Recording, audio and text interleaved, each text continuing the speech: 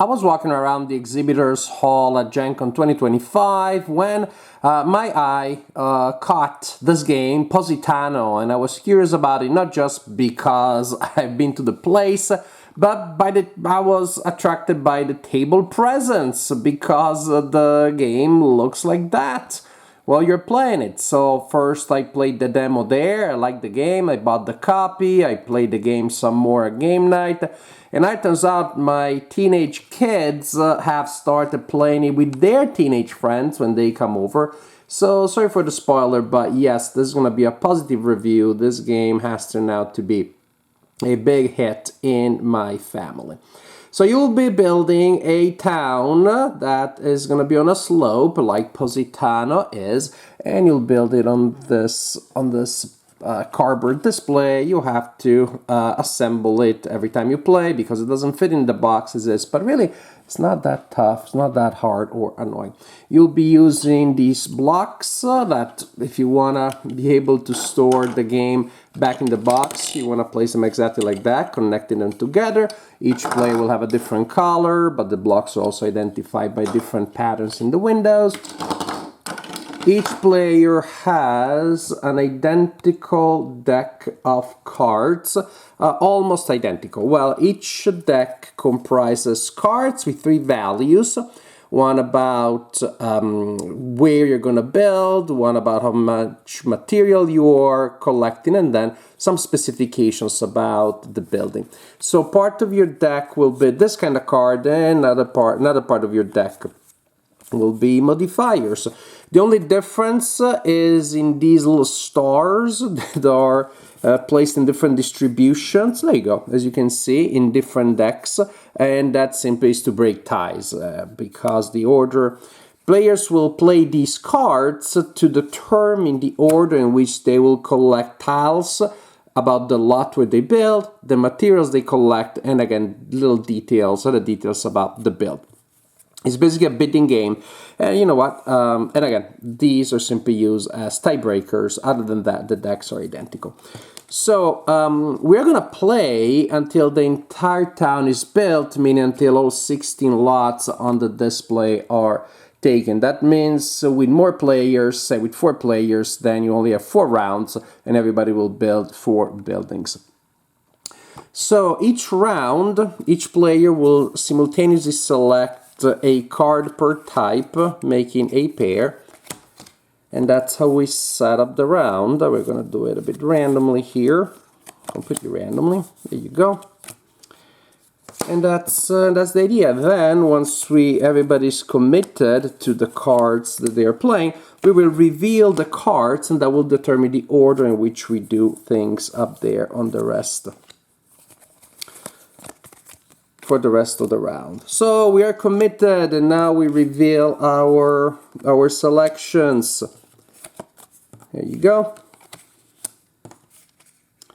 And here we go, and here we go again. So you can see, at this point, we are ready to start collecting stuff, and we'll look, again, we go there, and we'll look at the top row. We determine first in what order we select our lots. This player, for this phase, has a value of 55, 76, 16, and 36. I believe 76 goes first, and suppose they really want this lot here, and they collect that. Then the next player, I believe, is 55, they want this one, the next player wants this one, and the next player wants this one. Very good. Simple as that. Then we decide how many materials we collect, meaning how many blocks of your own color you get to acquire from the general supply and place it into your personal supply. Here we have 15,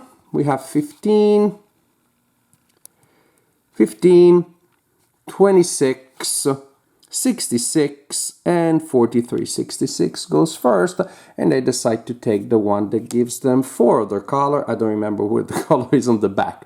And so you simply continue like that. The next player, 43, 26, I think it's 43. The next player wants this one.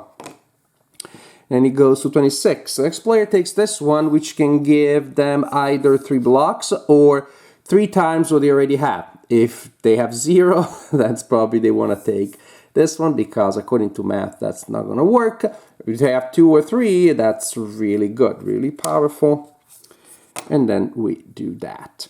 Finally, now we get to when we build. Again, the order is always the same. And here, looking at this, we got 65, 36, 56, and 83. This player goes first. What they choose will determine the kind of roof that they will put on top of the building that they're building this turn. And yes, they must build a building every turn. And there are 3 kinds of roof: bronze, silver, and gold. I love the production of this game. The only thing I would like different would be to have gold looking a little more different from bronze. At a distance is not as easy. I mean, you have to look twice, and I prefer if I can figure things out at a glance. So if this player takes that tile there, they will immediately build something with a building with a silver roof.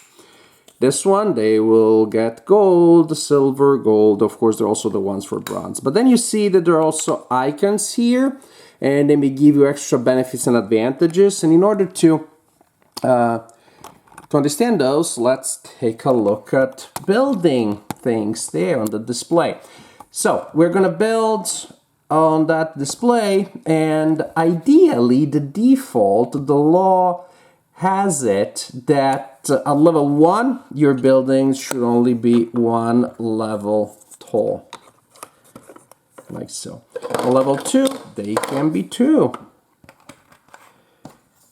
and boom. Level 3, I think you get the pattern here, that a level 3 they could only be 3, and so on. But here's the fun stuff. At the end of the game, you will score points for each block in your buildings, each block that can actually see the sea, that has a seaside view. And so here, although this is like 3 levels, 3 blocks, only one of them scores. And things become even trickier when you get the ability through the tile that maybe you just collected to go above the regulation laws of the town. For example, if I take this block here, so this tile here, it will give me a silver roof, and also I can go 1 above the level. Again, I need to already have collected the blocks to do so. But that means that even if I'm building on level 2, I would be allowed, say like this, I would be allowed to build 3. And now that's a lot more annoying for the person who is there, because now I'm covering 2 of their blocks, and those blocks won't score. And there are other things like that. For example, another effect, you get a golden roof, and then you can also upgrade a silver roof into a golden one. Again, these numbers mean you can go above the usual maximum. Here you get to add another block to one that you had already put there. So that's how it may look like. So when you take these tiles, you actually build the building that determines, again, the level, the quality of the roof, other game effects, and of course you had to place them in the position for the lot that you acquired this turn. This is how it works, my friends. You will continue like this until the entire display is full, and then again you will score for the blocks that can actually see the sea. Each such block is worth 1 point with a brown roof. See, I was pointing at that golden roof, but that's brown.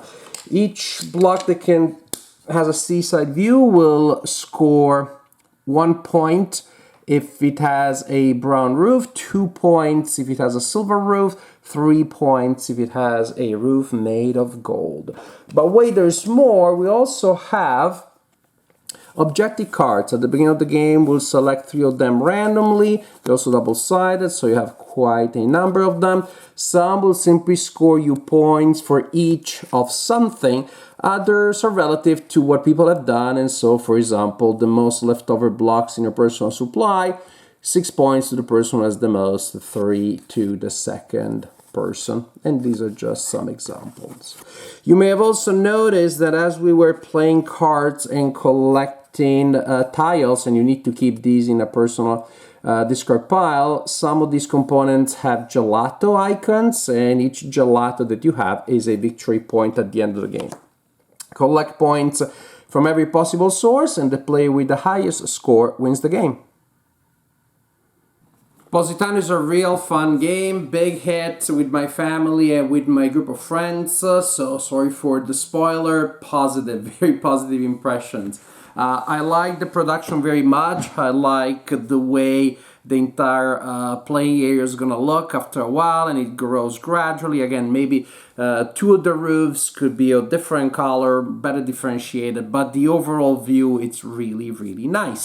And there's of course, we play board games, most of us on top also playing video games or instead of, because there's a material quality, there is a pleasure in seeing these components on the table, and in terms of table presence, this game clearly shines. But we also want to play the game, so gameplay is also very important. And the dilemma of which cards you're gonna play, that's the heart, that's the core of the game. And you won't be able to do well in every category. You can prioritize where you think is gonna be, how many blocks you're gonna get, what kind of roof or other game effects you're gonna trigger. But you can't do well everywhere, and I like that the dilemma has already been hardwired into the components for you. You don't have to worry about following a ton of rules. These are the cards, decide when to use them, try to read the room, try to see what the other players want to do. So there's a lot going on in a very simple, very lean game engine. There is a confrontational element, no doubt. You're gonna grow your buildings in front of other people's buildings precisely and specifically because they're doing well. There's a shiny golden roof on top of their house and you wanna reduce their scoring capability. But it's all nice and friendly banter, and so we didn't find that to be much of a problem. I worried at the beginning, pretty much when I played the demo at Gen Con already, that playing with 4 players, we were really only gonna choose 4 cards and build 4 buildings. And I thought, is it worth this? He's gonna feel like anticlimactic, not enough to do. And yet, I never felt that when playing the game. I never had that problem. I was just engaged and interested, and there was so much going on each round, and so much thinking going into everything, so much excitement. We even went checking the bits, like, oh my gosh, I thought I was going second, I'm going to go third. What's that player going to do now? Oh my gosh, are they going to take that tile? I always had reasons to be interested. So you have 3 mini actions as you collect the stuff. Even then you have some decisions to make, at least when it comes to the 3rd tiles, the other levels not so much. That I felt that I was doing a lot. I felt that I had a lot of agency, and I just felt happy and committed to be playing. And not so happy when people were placing their stuff in front of mine. You also have to take into account the objectives that of course you know from the very beginning, and you're trying to figure out how to score well that way. There's a lot going on. You have interesting decisions, and the game is as simple as pretty much select 2 cards at the beginning of each turn and then go with that. Excellent balance there between the simplicity of the rules and the complexity of gameplay and how satisfying gameplay is. So, I see there is also a solo mode. I haven't tried it, and I don't think I will, because when it comes to bidding games, to me, I play solo games of all kinds, but the bidding games, I really like the human element. I really like trying to guess what other people are doing, and so there's so many other games I can play solo. I don't give priority to bidding games, but if you want to explore, the option is also in here. Positano, really good game.